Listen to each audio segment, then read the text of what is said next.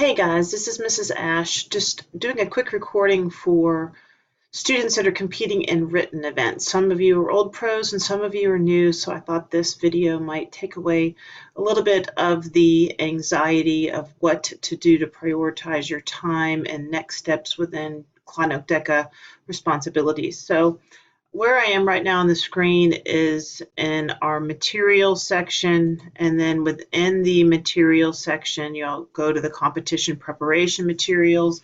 We're talking about written events, so you're looking for the orange folder, written event guides, as examples, penalty point checklists. So we're opening up this folder. Notice that on the 2019 written event winners, I've uploaded the winners. There's the first, second, and third place winner examples from last year for all the different events. You just need to know your event acronym, which I can show you where to look up if you don't know that. And then you can go back and use these as a frame of reference. Under no circumstances would you ever copy anything directly from these examples, but it does help to see what a quality past paper looks like. And as I go back one level, you will see that go back into the competition prep. When you go back here to the written events, there's several past years there, and there's some guides for different types of events as well. But those are the big ones I wanted to make sure that you were aware of as you're working on your papers. The other thing I want to make sure that you all are aware of is what is referred to as the penalty point checklist. Formatting of your paper is very important. So every written event has the same checklist. You have to sign a statement of assurances, all parties and included as part of your submission. It have to be in official DECA portfolios. We're going to talk about more of that in a second. We provide that to you. Be aware sheet protectors may not be used. Every event guideline has specific pages that are allowed in the entry. They're either 20 or 10-page entries, so be aware of your guidelines. All pages are numbered in sequence, starting with the executive summary. You do not number the cover sheet or the table of contents. The numbering starts with the executive summary. Do not use sheet separators of any kind, such as blank pages. You will be penalized for that. Every entry must be keyed, submitted electronically, as well as printed and turned in for a backup copy. No handwritten data or corrections of any kind are allowed. They will be penalized. You must use 8.5 by 11-inch papers, no fold-out attachments or tabs, and make sure that your written entry follows the outline of your guidelines for the event. You can add sections, but you will be penalized if you skip sections. And make sure that you are printing single-sided. That is really important. No double-sided printing. So I've got pulled up a couple guidelines. One is for the EIB, Independent Business Plan. The other is for the ESB, the Entrepreneurship Startup Business Plan. So when this is just pulling up an example of a guideline, they all flow very similar to. This is an event overview. It tells you in wording what the event is all about. Notice here, 1 to 3 participants. This is a 20-page document. You have 15 minutes with your judge. And again, this is going to reiterate what the penalty point checklist just said. We're going to talk about the written statement of assurance in just a second. Your title page is just a cover sheet, and this is what it must include, followed by your table of contents. It must identically follow the guideline outline as it is detailed by the Roman numerals of your guidelines. The body is everything after the table of contents. So the executive summary is the first page of your body, and that is the first page to be numbered. If it is a 20-page paper, they are 1 to 3 pages in description of the business model. 1 to 3 pages. You are not limited to 1 page as we had been in the past, so be aware of that.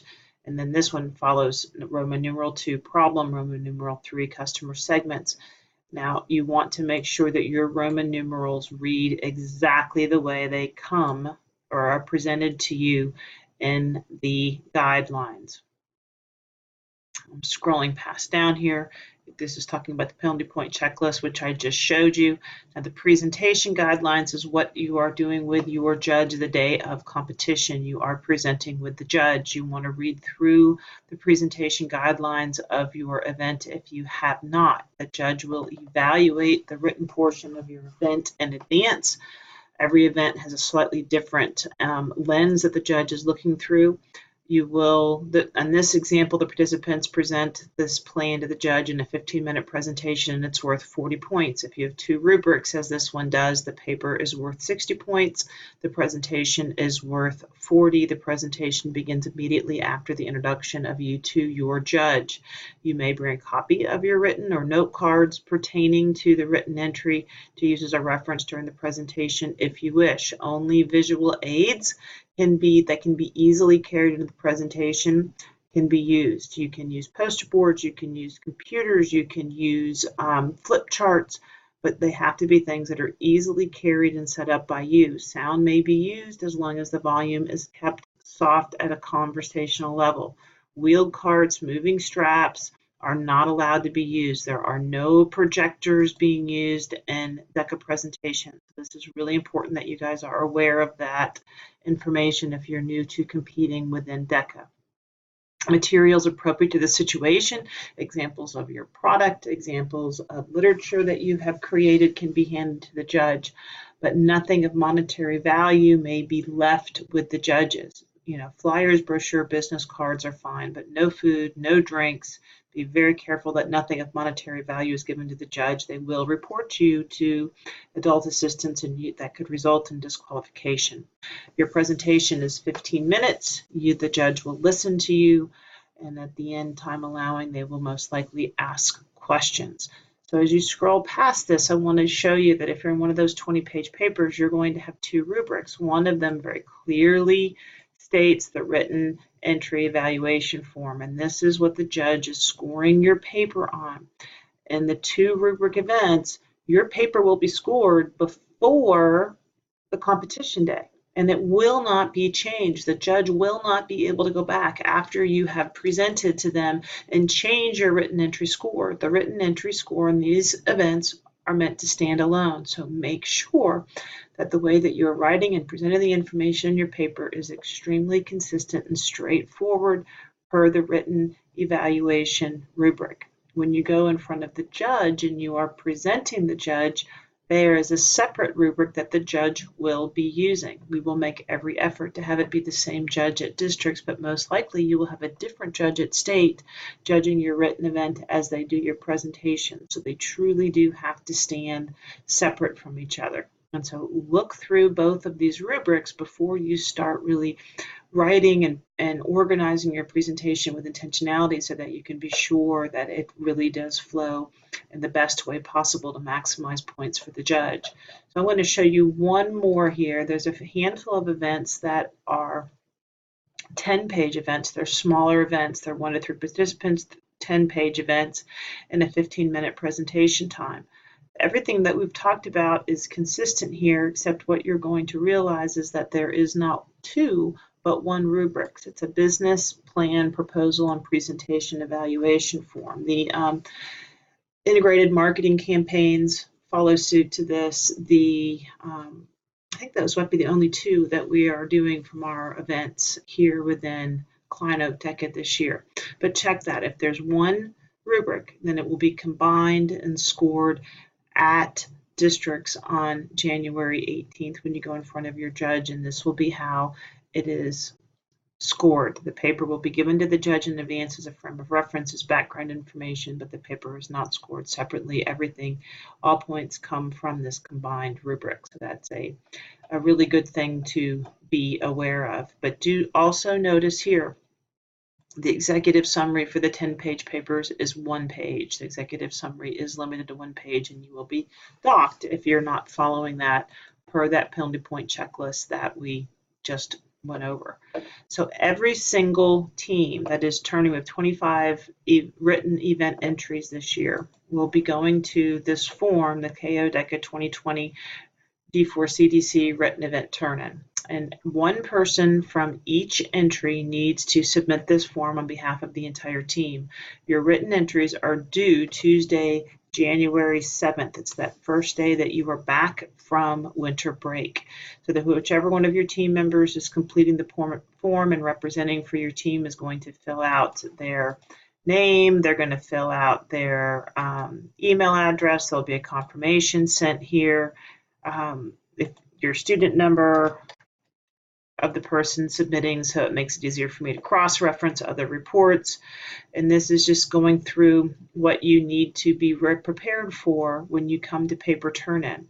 So the final draft of your paper must be completed and printed before you report. Your team's electronic files must be in PDF format. So you're going to need one printed copy as well as the electronic files. We have to upload your documents that will go to the judges in a PDF format. If you do not know how to create a PDF that has a cover sheet and table of contents that is not numbered, and then the body that is numbered, just bring it all in Word or bring it in 2 different PDF files, and we can show you at the time of turn-in how to combine it into one PDF format. That is not difficult to do with your Adobe. So you want to make sure that you've checked your penalty point checklist and you're following all of the guidelines, and make sure that all edits and everything is done before you come to written event turn-in. And then once you have read through that, you're going to click yes, we understand. You're going to click next page. What are we going to give you? We are providing you that decafolio that is required in that penalty point checklist. We have already filled out and have accurately completed your written statement of assurance, but every team member must come because every team member must fill this out. And there's also special labels that are required that we will already have printed and sorted by period number of when you are to report. So now you are acknowledging and you're going to next page.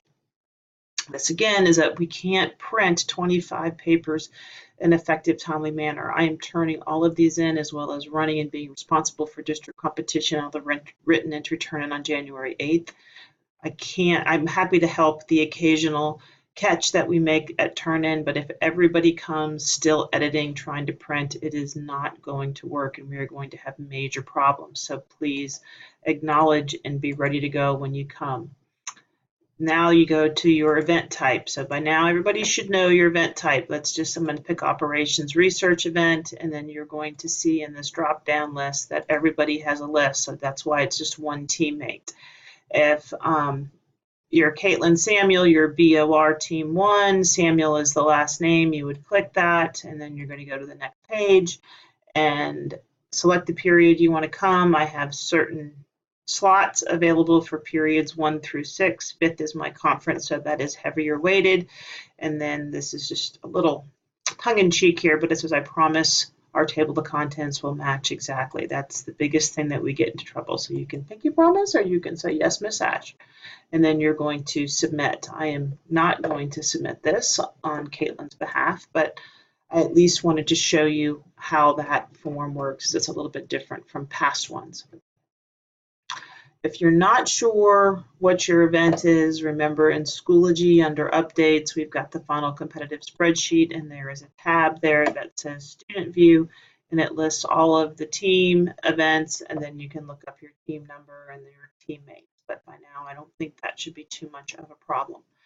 So I hope this helps communicating the expectations about written event turn-in. We're a big chapter, and I'm wearing a lot of hats, and I'm really proud of everybody for being professional and responsible, and I have no doubt that written event turn-in will go as smoothly as the rest of the year has gone so far. Thank you guys for being so awesome. Here we go.